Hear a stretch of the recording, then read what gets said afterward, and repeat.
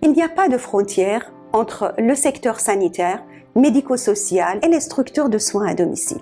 Il existe des taux de réhospitalisation indus et aussi une qualité de prise en charge aux urgences inadaptée. Pour pallier à ces déficiences, cette filière a été créée en 2008 afin d'effectuer un travail de qualité avec les acteurs de la ville. Nous avons souhaité mettre en place une coordination autour de la personne âgée. C'est une finalité recherchée et doit permettre d'éviter les hospitalisations inadéquates. C'est surtout pour le patient. Le patient connaît éventuellement le nom du médecin, il est prévenu, ça va réduire le temps d'attente, ça va réduire l'angoisse du patient. Finalement, c'est surtout augmenter les chances de son patient. L'unité mobile extra-hospitalière plurithématique intervient auprès des personnes âgées à la demande du médecin traitant et ou du médecin coordonnateur de l'EHPAD. L'élaboration de préconisations auprès des professionnels et des aidants familiaux.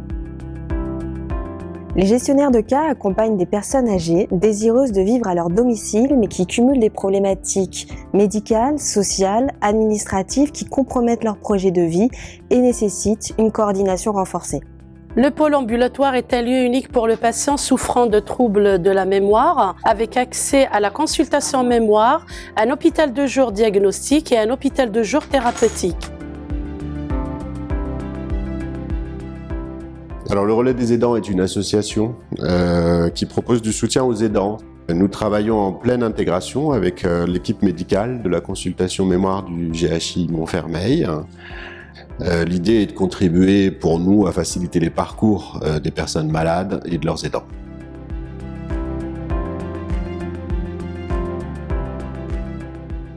L'unité de gériatrie aiguë prend en charge des patients âgés de plus de 75 ans polypathologiques. Cette unité a une capacité de 26 lits, dont 2 sont exclusivement réservés aux entrées venant de domicile ou de l'EHPAD sans passer par les urgences. Le gériatre est joignable directement par les médecins de ville via un numéro d'appel direct. Il coordonne la relation ville-hôpital. La filière gériatrique s'est dotée de plusieurs dispositifs performants pour assurer la prise en charge médicamenteuse du sujet âgé, notamment le comité thérapeutique qui effectue un travail de coordination entre les professionnels des EHPAD et les professionnels hospitaliers. Le livret thérapeutique qui permet de réduire les erreurs et les risques induits par les médicaments. Le site internet qui permet à tous les professionnels d'avoir accès à une base documentaire et aux informations des actions de la filière.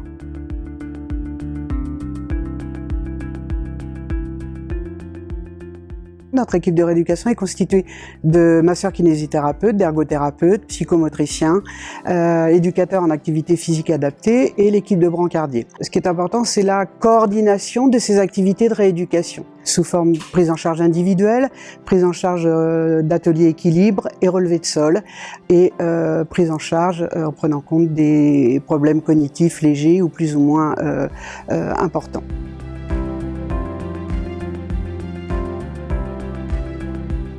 La spécificité du travail social de la filière gériatrique, c'est bien évidemment un accompagnement individuel et collectif, inscrivant donc les patients et les aidants dans une réelle dynamique de partage d'expériences, favorisant des changements aussi de la part des personnes âgées, mais aussi des professionnels.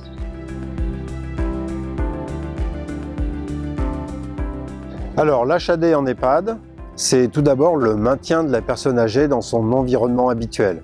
C'est un renfort de l'équipe locale et c'est aussi un lien ville-hôpital renforcé.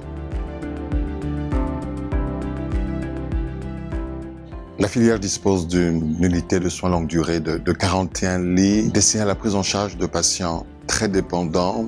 Mais ce qui fait la particularité, ce sont des patients qui ont besoin de soins médico-techniques constants et importants en raison de pathologies graves, de pathologies évolutives ou de pathologies qui décompensent assez fréquemment.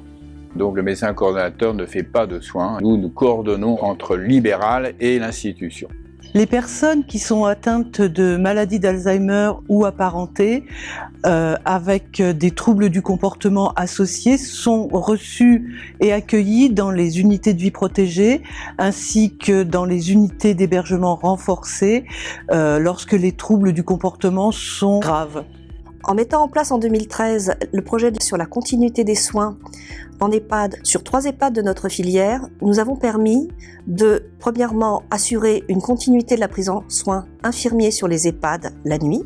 Deuxièmement, de prendre en charge les urgences sur les EHPAD afin d'éviter la systématisation du passage aux urgences. Et troisièmement, d'assurer la formation des aides-soignants sur les EHPAD de nuit.